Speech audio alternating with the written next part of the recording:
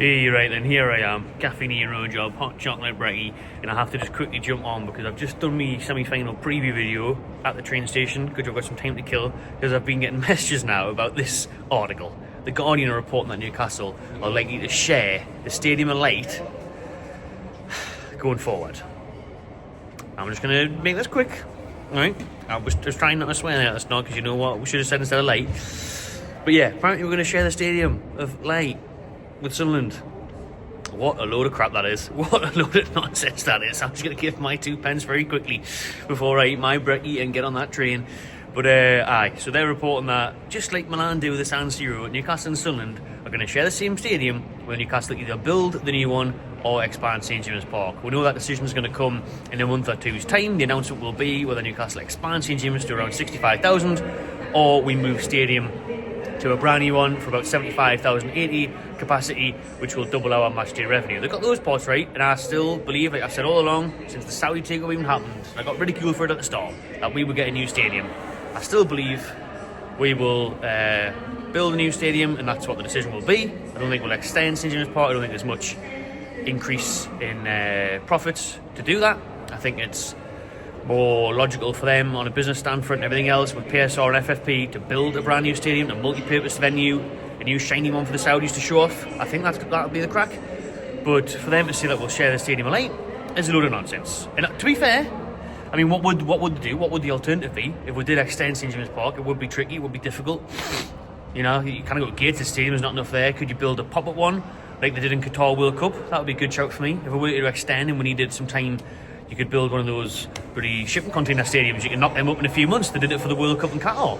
That would be the best option there if we did extend St James's. But obviously if we build a new stadium, then we can just continue playing at the current stadium until that one's done, depending on where it's built. If it's close to St James's, if it's going to be in Leazes Park or just on that corner, then yeah, it makes things a bit sticky. But that's for the architects, and that's for the £1 billion people who get paid lots of money to work out, not me sitting in Cafe Nero about to have me breakfast before we go play Arsenal. So I'll tell you what, I'll put that video in there now, which I had originally done, but there's just my quick thoughts on the apparent stadium share with Sunderland. Just imagine how terrible that would be. There would just be scraps all the time. I don't know how Milan do it, to be honest. Obviously there is still a lot of violence and problems on the derby days and stuff, and I was there for the Champions League the other year, and you know, it's weird when you walk around the San Siro and you've got the blue graffiti for the Inter side and you've got the red graffiti for the AC side.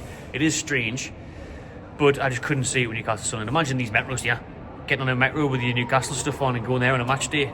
There'd just be kick-offs all the time, people waiting, fights, it would be horrendous. I couldn't even imagine how bad that would be. I just couldn't imagine that coexisting or working. And there's no chance we wouldn't go there and probably tear up the place and the amount of damage that there'd be and stuff. Because with the San Siro, they obviously share it week in, week out, so it's their own home, if you like. Whereas ours, we'd be like, I don't give a fuck about this place. I don't care, we'll mash up the Stadium Light. Smash it up. Do you know what I mean? We're only here for a few months, a year, whatever it would be. So yeah, there's just a quick one for me. Maybe we'll talk about it. In fact, we'll definitely talk about it in the podcast tomorrow night, which will be back Wednesday at 6 o'clock. But let's put in the video that I've just done there at Central Station before the big game tonight against Arsenal. Buongiorno everyone, welcome back to the Magpie Channel TV. I stood in this spot 2 years ago before the trip to Southampton for that semi-final. I've got to be honest, I was obviously more confident for that one, a trip to St Mary's instead of the Emirates, but I am still confident for tonight as well. And for the ties overall, I think it's a huge plus that Newcastle United have got Arsenal in the second leg at home at St James Park. So it is of paramount importance that we just keep in this tie tonight. Let's just stay competitive. I'm not even that bothered if we lose 1-0. Well, I am. I'm going all the way down there. I don't want to say 1-0. I want to see a goal. A goal would be nice. You know, I went to the Emirates 7-8 years in a row now, and it was last year the first time I ever seen us score a goal. Took all them years to see us even score. And it was a bloody Joe Willock consolation. So tonight would be nice if we could celebrate a goal that meant something. But maybe a 2-1. Like I say, if we got to be 2-1, it wouldn't be the end of the world, because it would mean we'll be able to go back to St James Park in the second leg and have something to say about it, have our atmosphere to get us over there and to get the job done. So tonight, 6,000 travelling to normally. There's a few in Central Station behind me now as well. 9:30 in the morning, -2. What a day for it. Obviously having to stay the night because there's no trains after the match. I think the supporters club, well done to them, managed to get a few trains on last minute, but I'd already booked my hotel and train and stuff, so I'm coming back tomorrow. So a night in King's Cross, a night in London to hopefully see the Mags do well against Arsenal. Now, Arsenal are unbeaten in 13 matches, and Newcastle themselves are on a very good run. We've both got injuries, we've both got suspensions. They've obviously got Bukayo Saka and Ethan Nwaneri out, who came into right wing place and scored a goal against Brighton, but he's now out, so I'm not sure who's going to step up for them on the right wing.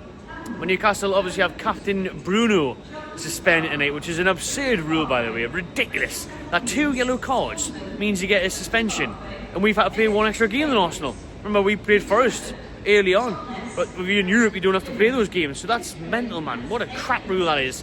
So Bruno's missing tonight, and my question to everyone is, who replaces Bruno in the middle? Do you go with Sean Longstaff, Lewis Miley, or Joe Willock? Now, I put it out on social media last night. Very mixed bag. Most people would say Miley or Willock. I think Longstaff was the one who... Whack that up, it's bloody freezing.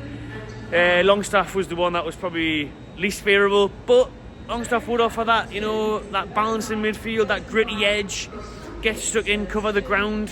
So I think anyone who comes in will do a job. Listen, they're never going to be as good as Bruno. Not many are. That's why he's highly scouted, and talks of £100 million moves to Man City and stuff. So you've got Longstaff who could come in there, cover blades of grass, do the dirty work. You've got Miley, who's a bit more technical. You know, he's better off at picking out a pass and being better on the ball. And you've got Joe Willock, who would offer legs, energy, and an engine in midfield. But how fit is Willock? Do you know what I mean? How fit is he? But I'll be happy with any option. I'll be honest, if Miley had a bit more game time, I'd probably go Miley. I remember being at PSG away last year, and Miley was phenomenal in the middle of the park. He really was, at the Parc des Princes, where we got absolutely robbed. But Willock for the energy, for the legs, or do you go Longstaff and, you know, share things up a bit and then bring on Willock if you need a goal? Could vice versa that. If you're in front, you bring on Longstaff to ease it out. So I don't know. We'll let Eddie Howe and them in charge make that decision. They're on a lot more money and a lot more knowledgeable than me, so they can make that choice. Because it's a tough one. I'd be tempted to go Miley. I would, but it depends on what he's doing in the training ground. But yeah, that's that. And then you've obviously got Fabian Shaw, who's still suspended. He's missed the last game or so, Fabian Shaw, so that's a big blow as well. Is Sven Botman going to be fit enough to produce another 90 minutes like he did in North London on Saturday? Obviously, he did play all that game against Spurs, but came off in the mental amount of stoppage time that was added on. So hopefully he's fit enough. Eddie said that he was feeling fatigued in the press conference yesterday. I hope he's good enough, because Kelly to come in. Kelly hasn't played much football when he has at Newcastle. Apart from the cup against Chelsea, he hasn't looked the best. So yeah, let's hope Botman is fit enough. And then there's rumours that Trippier may come back in. Will Trippier come back in for Tino Livramento and be given the armband in Bruno Guimaraes' absence? That wouldn't be a bad shout, to be honest with you, because Trippier's captaincy, the leadership skills, the experience, the game management could be key in this game. It definitely will be key across the 2 legs in the semi-final to try and get back to Wembley, please. Please, I am desperate to get back to Wembley. I am desperate to get back to Box Park again and get into Wembley again, but this time see us lift a trophy. We all know how long it's been. 70 years this year since Newcastle United won a domestic trophy. 1955 since the FA Cup. That is unbelievable, and it's not right, man. Listen, it's not right. It really isn't. It's a disgrace, to be fair, isn't it? I know we had Mike Ashley, we had all that, and we had the 90s where we came close and stuff, but to go that long without winning a trophy is just simply ridiculous. Absolutely ridiculous. I can't believe it. There's people that are 68, 69 years old, people that have died, that have never seen us win a trophy. My days, I'm counting the Salah Cup, me, like, I'm counting the championship. I'm not.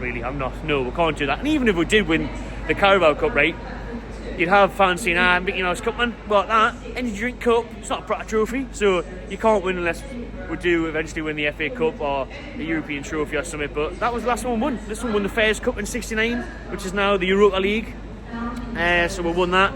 But in terms of winning a domestic trophy, nearly 70 years is just silly, stupid, and outrageous. So hopefully that ends very soon. I do think we've got a good chance. Listen, Arsenal's going to be a very tough game. They're a very good side. We'll have a horrendous record at the Emirates. We've only won there once since the bloody stadium opened, and that was back in 2010, Andy Carroll. So 15 years since we got a result like that at the Emirates. So it was only a couple of years back where Eddie Howe's shithouse Mags got a 0-0 draw and made Arteta cry and start off this rivalry that seems to have been developing between Howe, Tyndall, Arteta, or Arsenal, the bloody set piece coach, everyone else. My hand is going to fall off. Oh my god, let me hold up this one instead.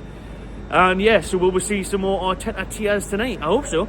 Let's have more of the dark arts, because it's funny that Arsenal seem to have adopted those dark arts, as they've got the most cards for time wasting this year in the Premier League this season. So how's about that, eh? They've took over that mantelpiece. Newcastle were in fourth, but not top.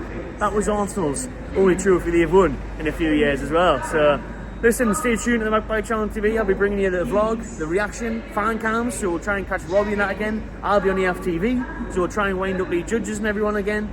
So, exciting times. Or maybe we'll get humbled this time. No doubt they all want revenge. They're saying they want revenge. They want revenge a few weeks back at St James's after last season when the ball went out to play and all that. So there is that bit of intensity and rivalry seems to be building up here between the two sides. Obviously, listen, Arsenal are meant to be way better than us. They're meant to be challenging for Premier League, challenging for Champions Leagues. You know, they're 7 years into their project. You know, they spent over 700 million quid. So they should be. But Newcastle are competing. Get an ugly 0-0 like we did a couple of years ago. Take them back to St James's and beat them like we have done at St James's in recent times. And we will be back here for a trip to Wembley once more in March. So it's March the final this year. But let's not get ahead of ourselves. Even if we get a good result tonight, even if we won 2-0 tonight, I'd be very confident at St James's of then obviously progressing, or a 1-1 whatever.